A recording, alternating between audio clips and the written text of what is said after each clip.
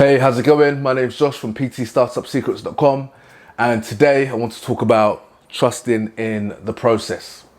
So essentially this is about having a system that works for you, that allows you to bring in new clients whenever you like and allows you to help more people and essentially make more money.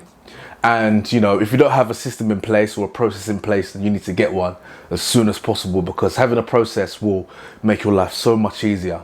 Running a business is like a roller coaster. You're going to have the ups and you're going to have the downs.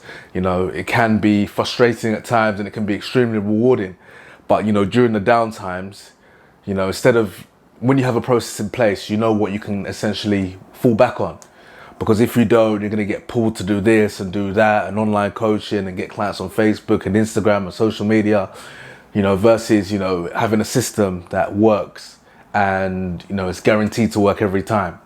Every time I haven't trusted in the process, I've literally gone this way and that way and just got myself lost and essentially ended up wasting time, wasting money. So literally I write this down, when I'm not using this whiteboard to do videos, I'll literally write trust in the process just to remind myself that, let's say you've had a bad day or a bad week and you haven't made as many sales as you'd like, or you haven't had as many assessments booked as you'd liked. You might start thinking of changing something completely, or completely switching your approach, or potentially you might even wish you was in another gym or doing another type of fitness, or completely changing up from what's been working. But as long as you have a process that you trust, whatever happens, you can just go back to that process, and this makes a huge difference. Essentially, having a process will allow you to keep going when times get tough. Where you feel like, potentially as bad as giving up, having that process, in your mind that your certain works is something that will make the biggest difference when you come across challenging days, essentially. Now, obviously, if you've been watching my videos for any period of time, I have a number of systems in place. I have a number of processes that help me to grow my business and keep things going month after month. So, all I'm focusing on is following that process. It's very simple. I wake up, I know exactly what I need to do each day, and I'm never confused. And it's just lovely to have that, essentially that peace of mind. Because if you keep second guessing yourself, that is a version of hell. If you feel like every day you could be doing something else, or you should be doing something else, that is an absolute horrible situation to be in. I've been in it personally, and I wouldn't recommend it. You want certainty in your life, security, and also you want a bit of the unknown as well. That's why you want to push yourself and have bigger goals, because you want to push yourself to the limit and see what you can really achieve.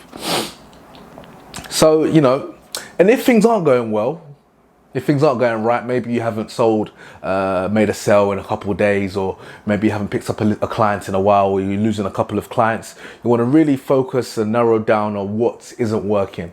So really look through the numbers, look through your business, find out what the problem is. Maybe you're booking lots of assessments in, but you're not converting them to clients.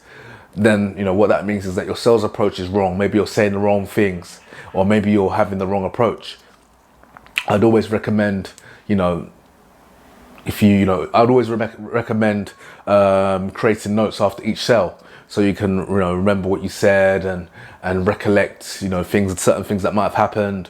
Maybe make a note that what things you did well, things you could have done better, and if there was a moment where you feel you lost the sale, then write that down. Or maybe there was an objection that came up. So really, you want to focus in on that and really get to the root of what's causing you, what's causing success not to happen, what's blocking the success right now. If you're finding that you're not booking enough assessments, then essentially you can dial down into what you're doing with your time. Maybe you're not spending enough time in the gym.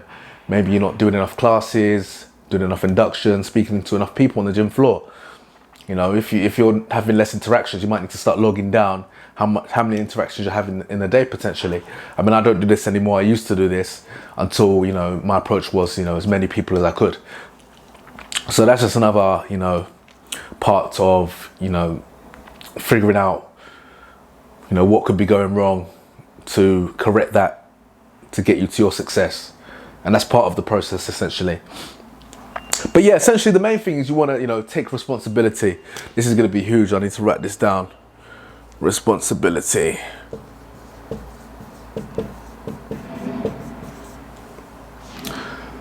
Because essentially, you're the only one responsible for your results.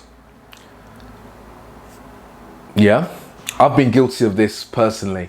So when things have been going wrong, I would blame everything. I think I even blamed Brexit once.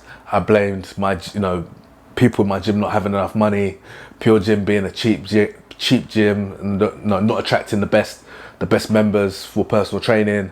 I blamed, I blamed everything apart from myself, And once I took full responsibility, that's when everything changed. That's when once I took responsibility for the selling and the buying, that's when everything changed.